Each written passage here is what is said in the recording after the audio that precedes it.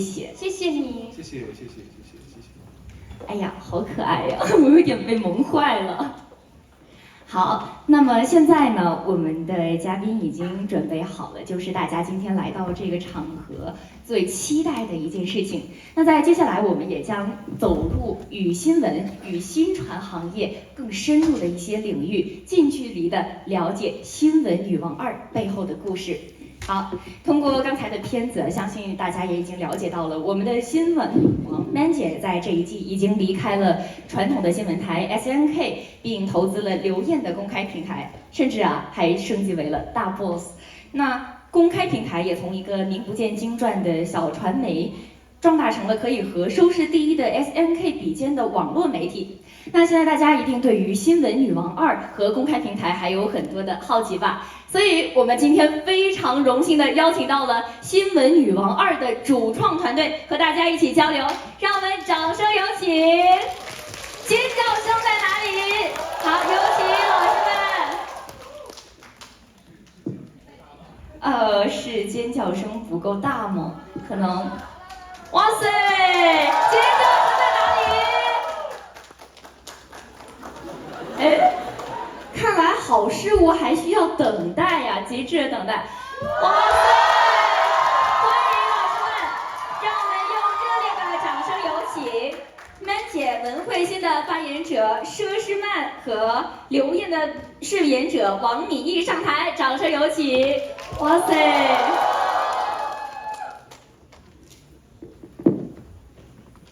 有请到我们的台中央。哇塞，好有气质呀，两位姐姐。请两位姐姐跟大家依次打个招呼吧。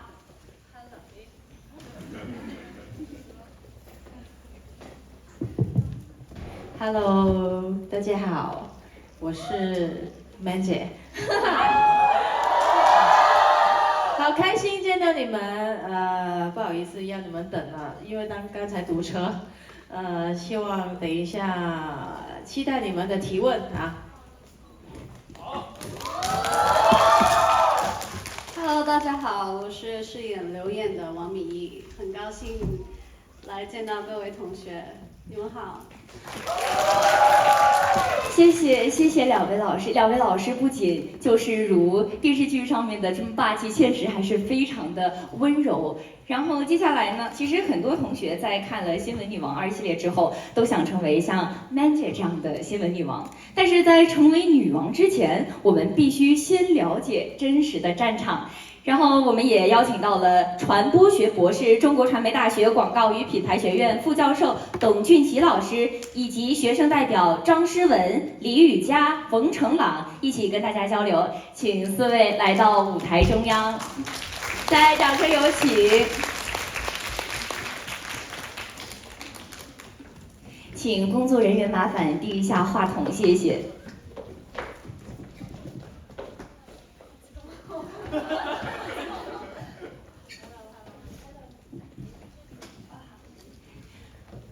那请4位先依次做个自我介绍吧。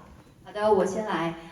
特别激动哈！刚才我要临时分享我的2个体会。第一个就是好久没有这么沉浸式的看长剧了，不知道大家有没有这样的感觉？没有快进，没有倍速，然后也没有一镜到底，一直拉到最后，我们沉浸式的完整的看完了一部40多分钟的长剧，真的感觉非常非常的有逻辑，而且深陷其中，目不转睛。大家是不是有这样的感觉？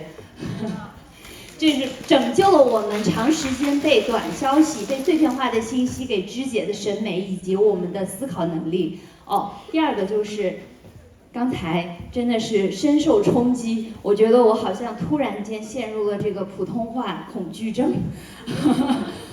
分享了很多这个分享的经历哈。那么我要自我介绍一下，我是学新闻，但是教广告的，但是我一直在努力的为新闻打广告的广告与品牌学院的董俊奇，谢谢大家，欢迎董老师，欢迎。好，那么刚才我们看了这个剧哈，然后我们现在开始要入座提问了。可以，那请我们的嘉宾都入座，然后这是为你们准备的。那就是在这里。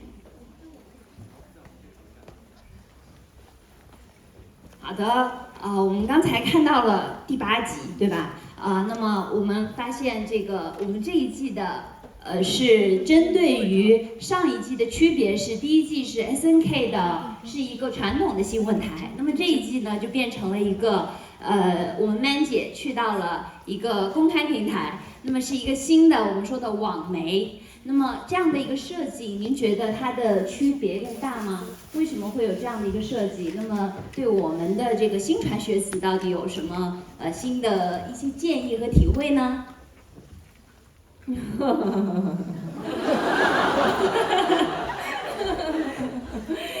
我觉得传统的电视传媒就是要很准确的把事实报道出来，或者是要请专家啊，或者是要解读很多啊。那但是自媒体就是可以更灵活一些但是也有危险因为当中有真有假所以我们要懂得去分辨。那第2部是离开了 SNK 的文慧星。刚才也在那个短视频里面，刚才也在视频里面非常霸气的说，我就会成为这个新闻的主角，我就会让这个我们的公开平台变得更有名，因为文慧星已经成为了一个巨大的一个个人品牌。Man 姐一向都那么牛，霸气侧漏。那我们看到就是最近有一个网评。说是这个 AI 的 Man 姐，是的，是的。AI 的 Man 姐，新闻女王2里面的这个 AI 的 Man 姐是一个什么样的情况 ？AI 的 Man 姐就是 Kingston 搞出来了。他虽然那个讨厌的 Kingston 今天没来，做市场策划出身的新闻总监。对呀，他就是。其实我觉得他这个行为就是因为文慧星在 SNK 的重量是有的，所以他就是要搞一个 AI 出来，然后提高他的那个收视率。那他在这个会有这个真人的 Man 姐和 AI 的 Man 姐、英姐 battle 的情节吗？有的。我不知道第8集，刚才你看第8集是的，我们看的是第8集。第8集是已经有那个2个 AI 的在斗了吗？就是因为我没看。这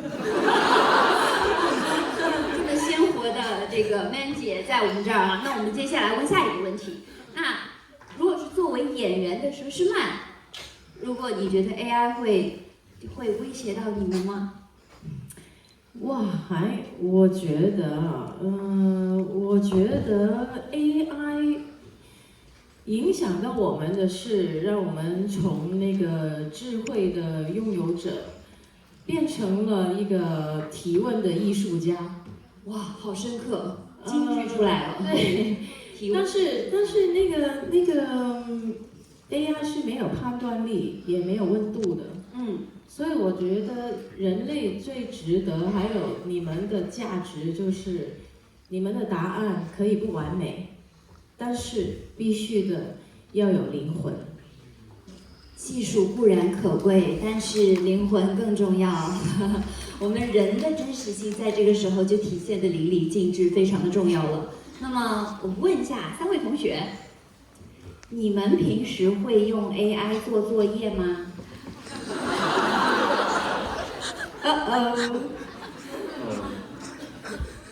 说不会你们也不信对吧？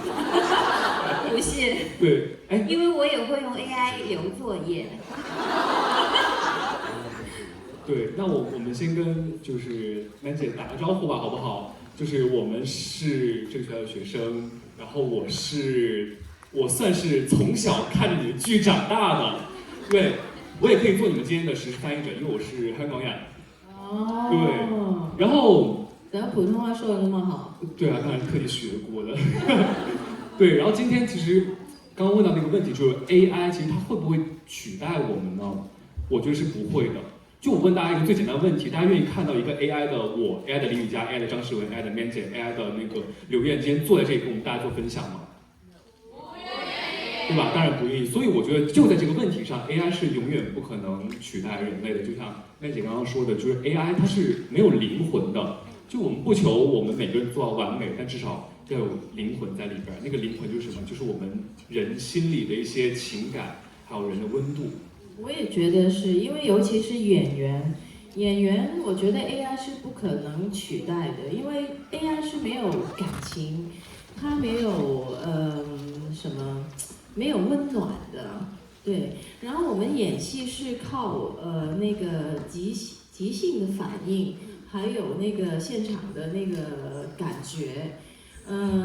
AI 不会知道你为什么看着那个戏啊会流泪，他不知道为什么我说话的时候我手会递上来，就很多很自然的动作 AI 是完全不能解读，他们只是一个资料库啊。所以我觉得演员这个行业的话，可能你们不喜欢看 AI 演戏 ，AI 只是慢演戏吧。所以我觉得我还是保住那个饭碗。只有 AI 才会有，只有人才会有非常即兴的情感的流露，以及我们刚才说到的灵魂。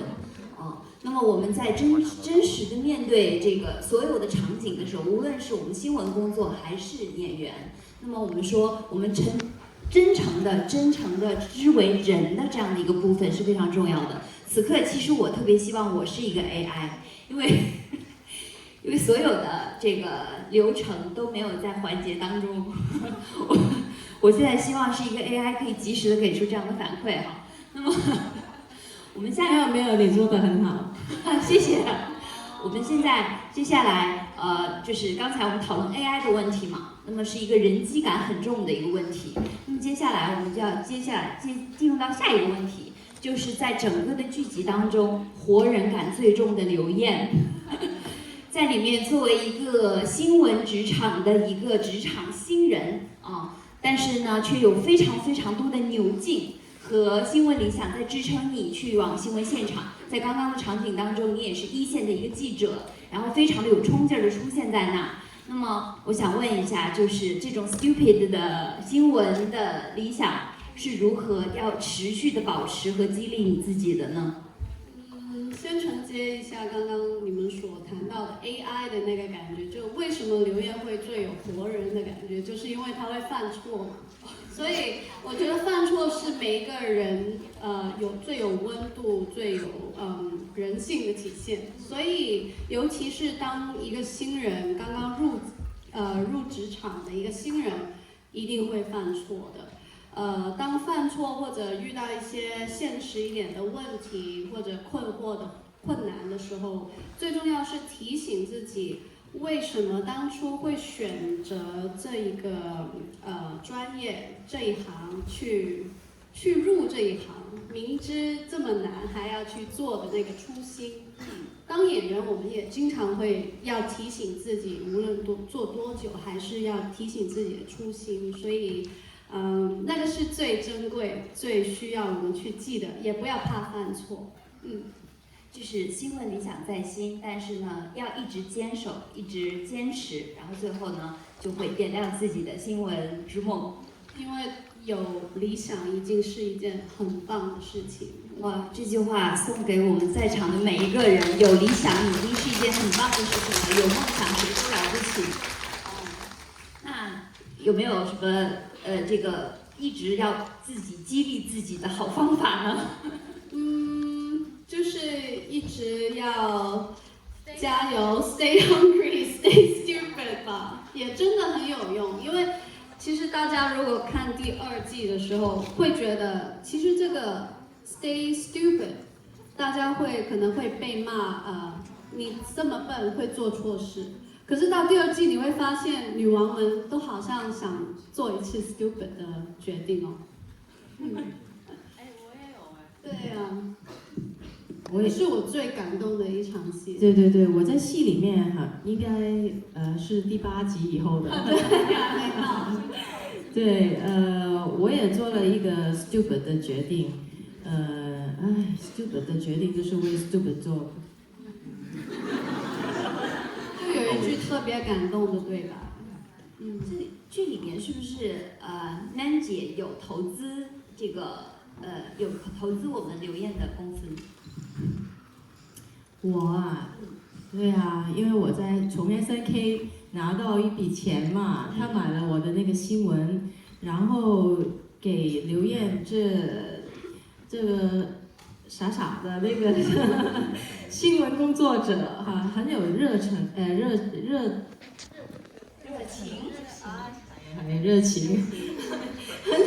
情的一个好像我以前啊小时候就不是小时候刚刚入行的 Man 姐一样，我看到她就是看到自己以前那份初心对新闻的热爱和热情，所以我就投资了他们公司。如何去平衡这个营收和我们做新闻？您也说了，不能倒贴去工作嘛，那么不能贴钱去做工作，那么如何平衡这种效益性和我们的这个压力好大，客观性之间的这个关系？难的，其实。对，那为什么 Kingston 会把这个事情做得这么的堂而皇之且讨人厌，但是 Nan 姐就不会呢？可能因为他天生讨厌吧。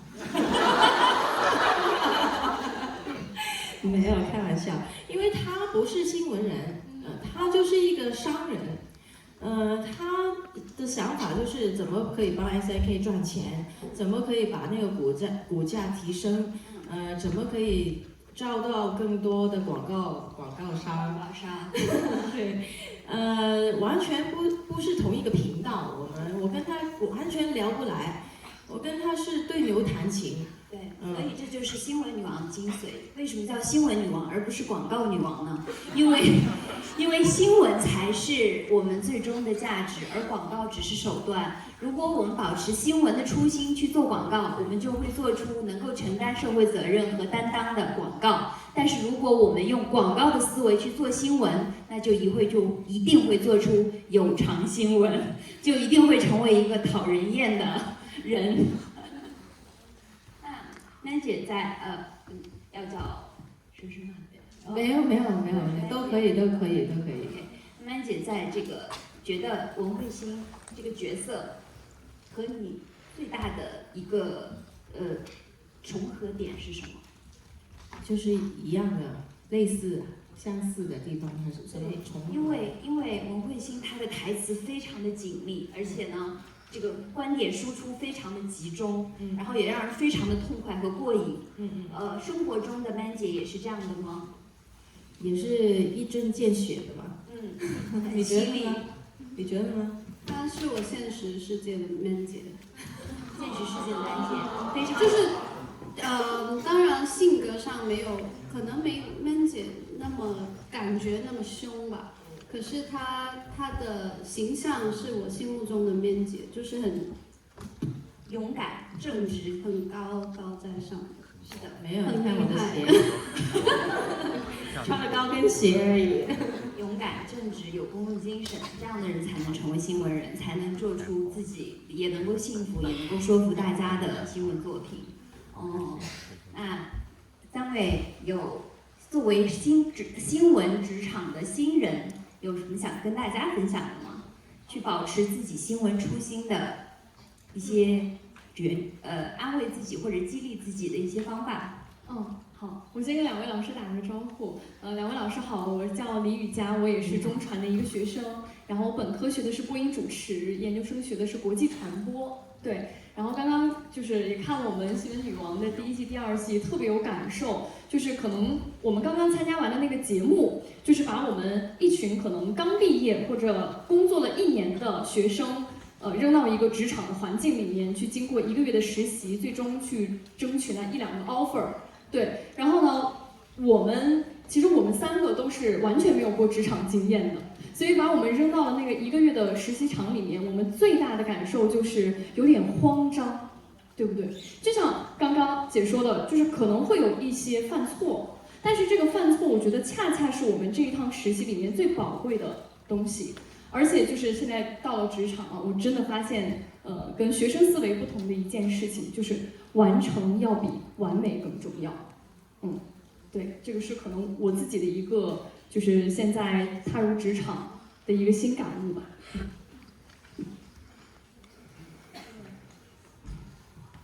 那我也承接一下我们主持人的问题。既然刚才雨佳聊的是踏入职场的新感悟，那我来聊一下刚才你说的，如果我们遇到了新闻理想和新闻现实之间的这种抉择，我们该怎么办法？我也跟2位主演老师打个招呼。Hello， 你好。我是张诗雯，然后在刚刚结束的一档综艺节目里面，跟我们2位同学是以同事，同时也是好朋友、好战友的身份，一起参与了一个实习。在实习的过程中，我们会面临到很多困难，这个困难背后是一个抉择。我觉得是你要不要去做出一个高质量的作品，还有为了这个作品，你准备去付出多少你的时间或者是精力。可以说咱们其实是幸运的，因为现场是珍贵的。其实我们没有职场经验，但是在真正的这种新闻职场里，可能让一个新人记者去出现场，这样的机会是很难得的。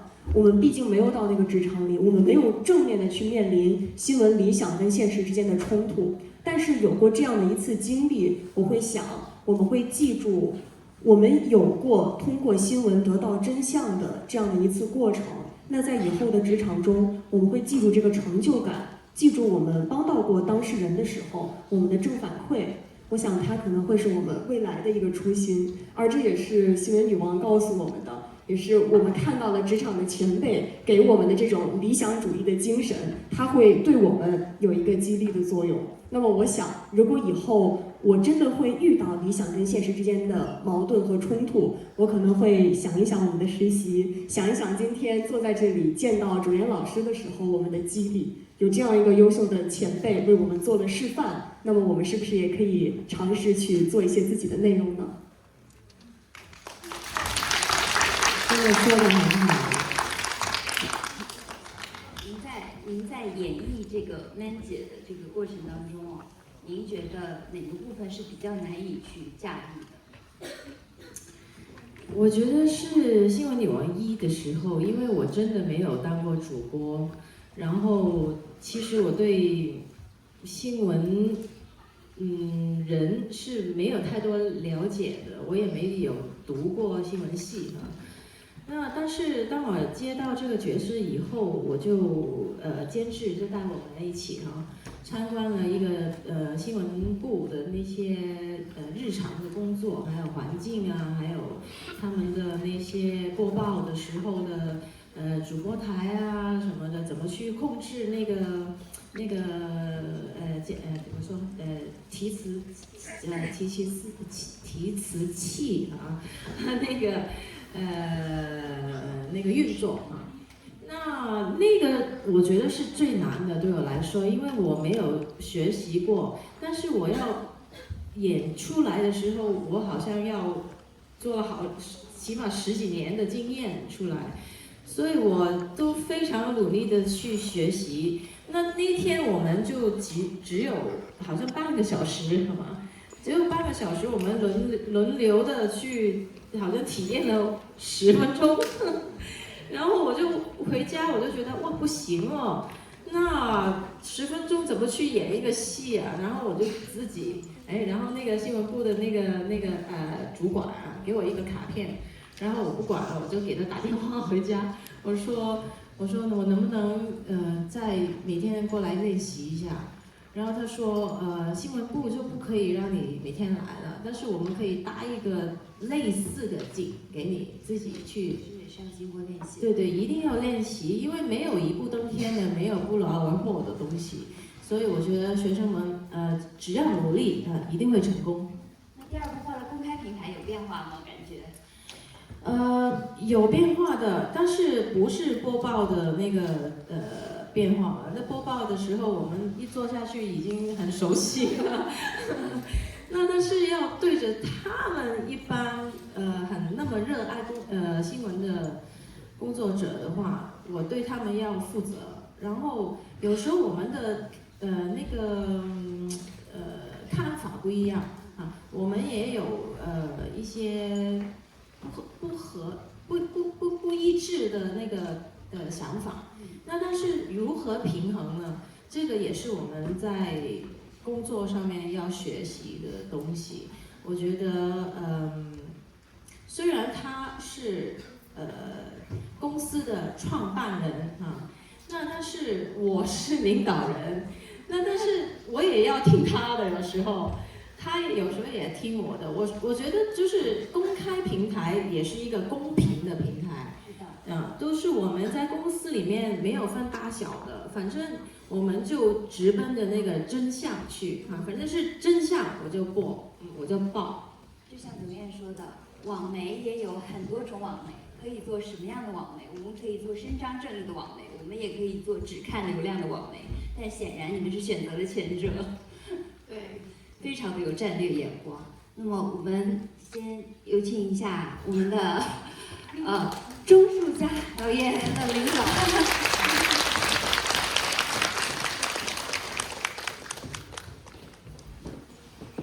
谢谢董老师的精彩主持，也谢谢嘉宾们的精彩回答。然后现在请导演可以到这边入座，谢谢。然后请董老师和3位同学到台下稍后休息，谢谢。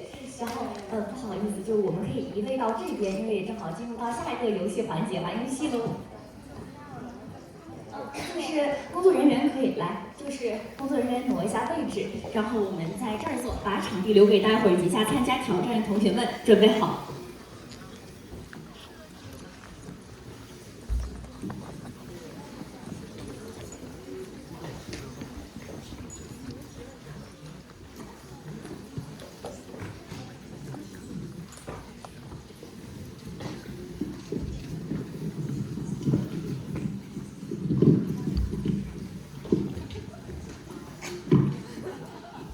大家好，大家掌声有请导演。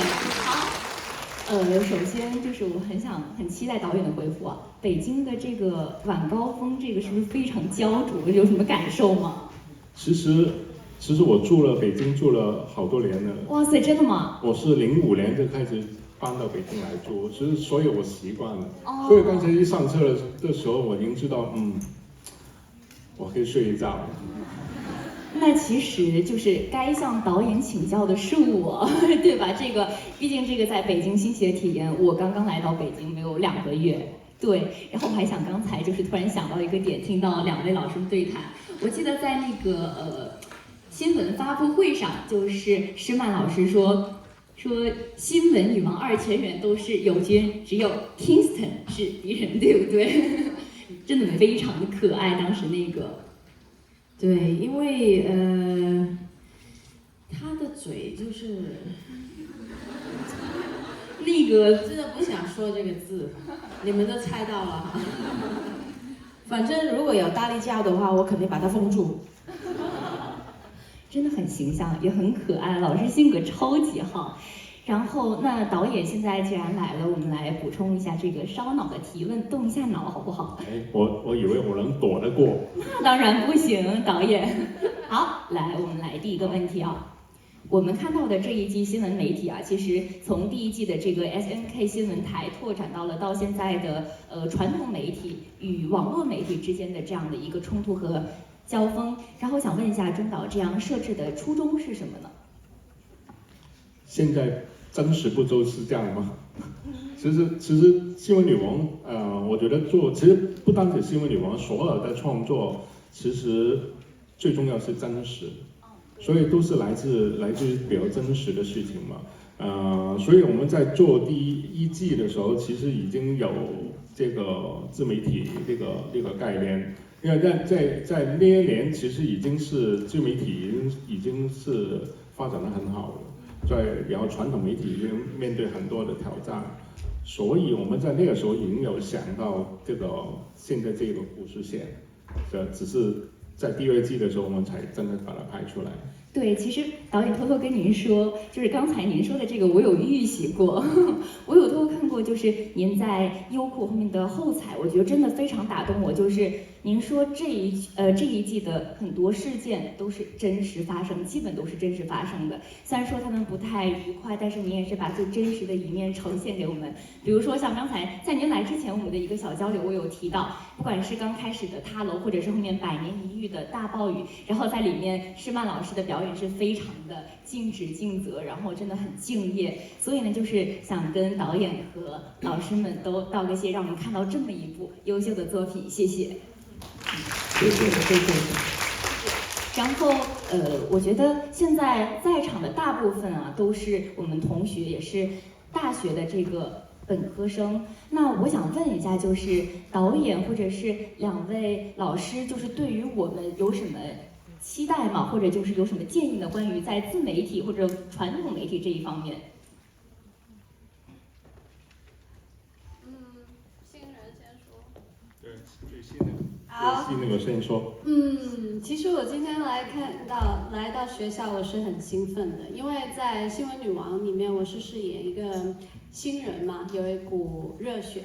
然后我去演这个角色之前呢，我做了一些功课，去了解就是读传播的学生。那个其实，在这么多个科目里面，你们是其中一个最难考的，可是。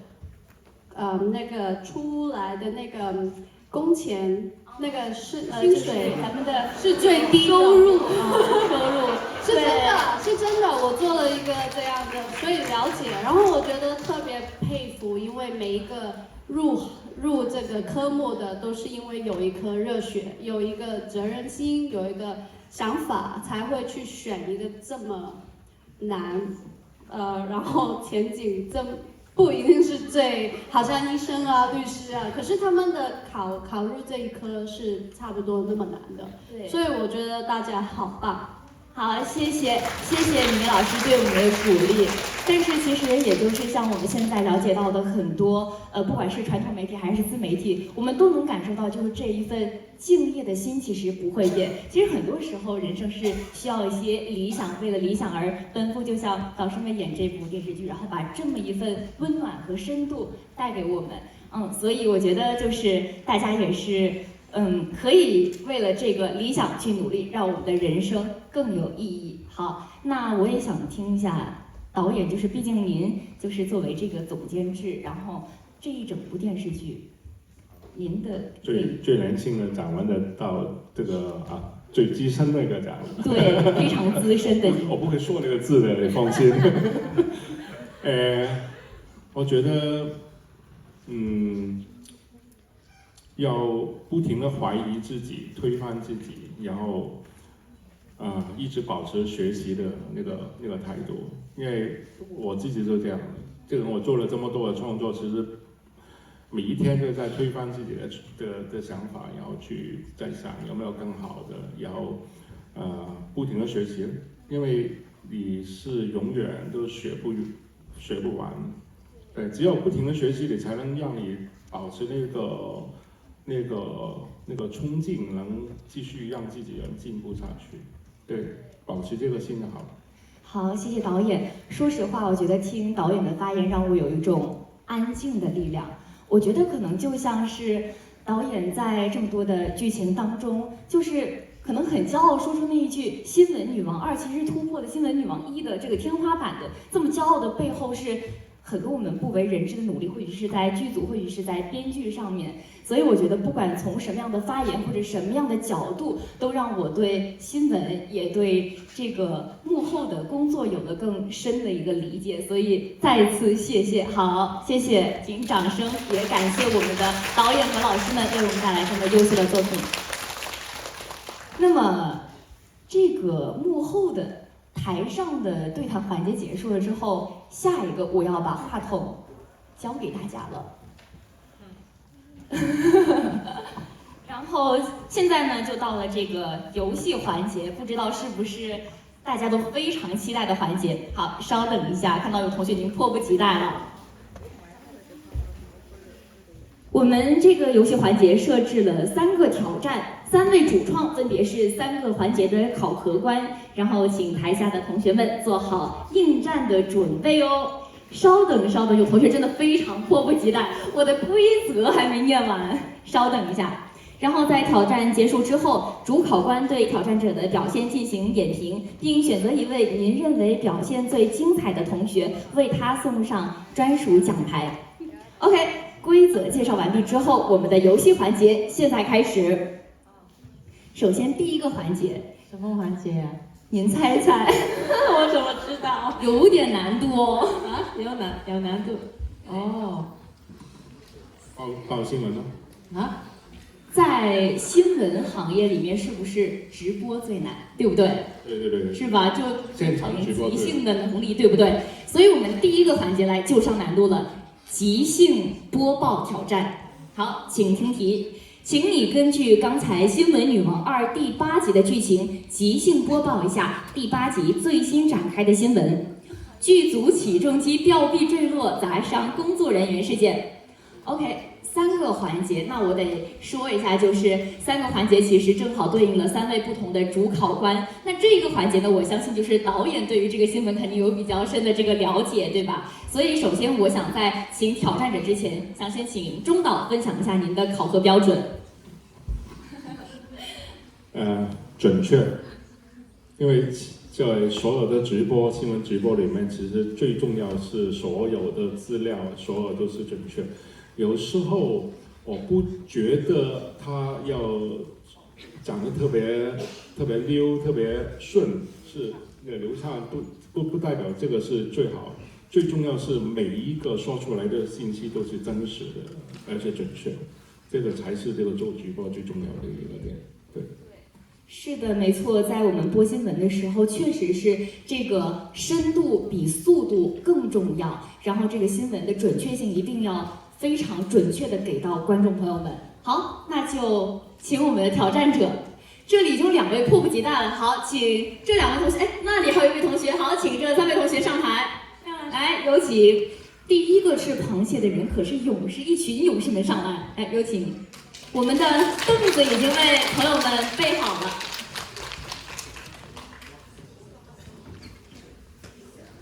4位同学。哇塞，4位，好，那我们这个活动的竞争更激烈了，来吧。你好。那如果这样的话，我也陪你们一起站着吧，好吧？好热血。好吧，我在中间陪你们一起站着。好，来，我们首先是确定一下这个播新闻的顺序好吗？即兴播报，然后可以准备一下时间，我再为你们重复一下这个题目。确实难，真的。好，那我们开始喽。那播报什么？即兴播报就是即兴啊？对，就是我们的。因为其实刚才我们已经播了第8集的剧情，然后大家也对剧情有了一些了解，所以呢，就是也是在提前知道这个剧情的情况下，有一点点准备的时间。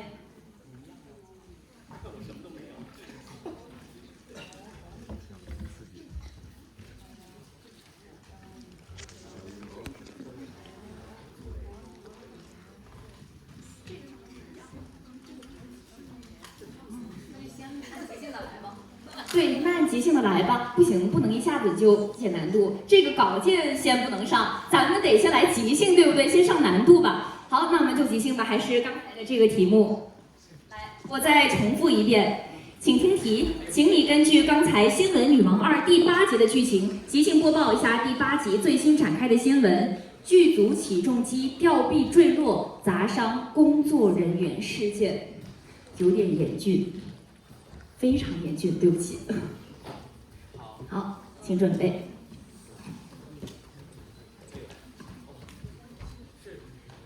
为什么你换了个位置？是因为我这开始。哎，别，女士有。可以准备好的话，我们3位嘉宾就仔细聆听，然后考核一下哦。最后请中导，因为毕竟是本个环节的主考官，然后选择一位最打动您的这个观众朋友们的表现，然后送上我们的专属奖牌，可以吧？好，首先第1位同学，来，准备好就请起立。我都有点紧张，天哪，我真的好紧张，第一次登上台。好，准备好了。好，我开始了。3、2、1，请开始。现场报道。据悉，最近演员莎莎所在的某某剧组产生了大事故，现场的起重机吊臂突然坠落，以致3人受伤。万幸的是，演员莎莎和摄影助理只是轻微擦伤，但是摄影师大宝却生死未卜，受伤严重，脊柱神经受损严重。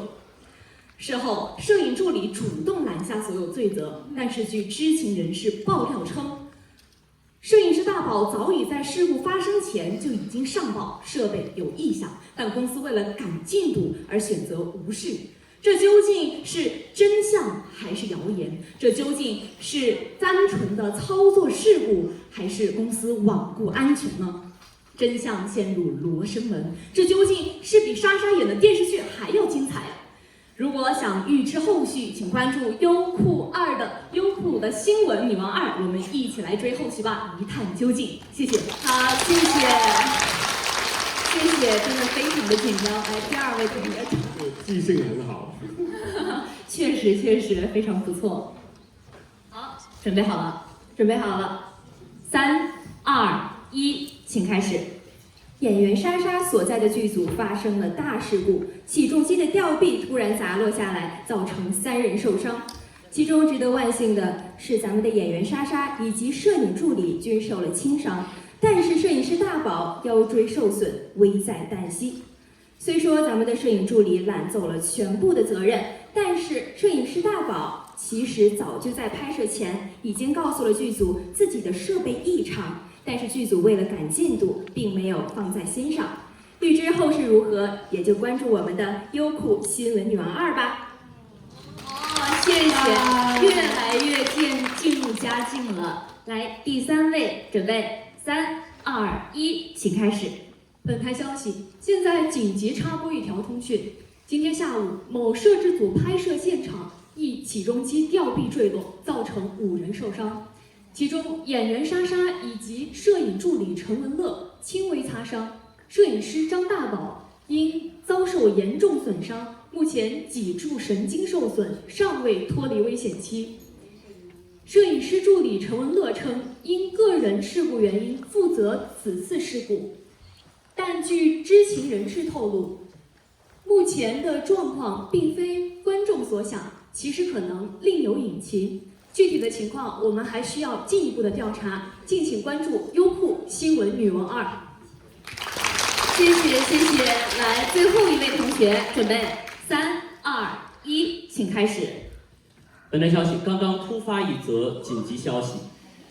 本台刚刚接收到记者留言发回的报道，我们刚刚非常沉重的发生了一起新闻，那么就是在一个知名的悬疑剧组发生了一起起重机吊臂非常严重的从10米的高空坠落。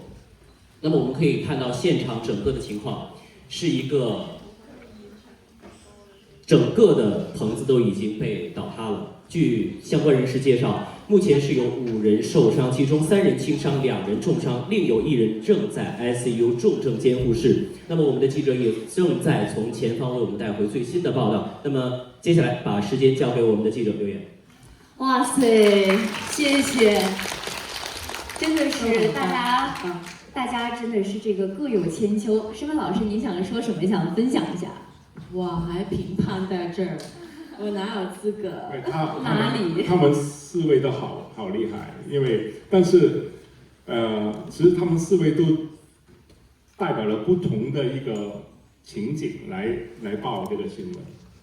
对，第一位是给我感觉是公开平台，一目真相，就是这个就事后报道的那种。然后第2位呢，就是像公开平台的那个网媒的那种。然后第3位呢，就是传统这个 SNK 坐在主播台的。然后第4位同学呢，就是在现场直播的。所以你听到他说的话里面的，会感觉有画面在里面的。就是所有4位都非常好，很优秀，风格也不一样。那到底我要怎么选？那个标准在哪里？怎么选呢？这个标准是现场播报吗？最打动你的？最打动我，只有打动我就行了。您看，专业超酷奖，这个奖牌的名字是专业超酷奖，就是您可以。那先请导演需要商讨。我们讨论一下。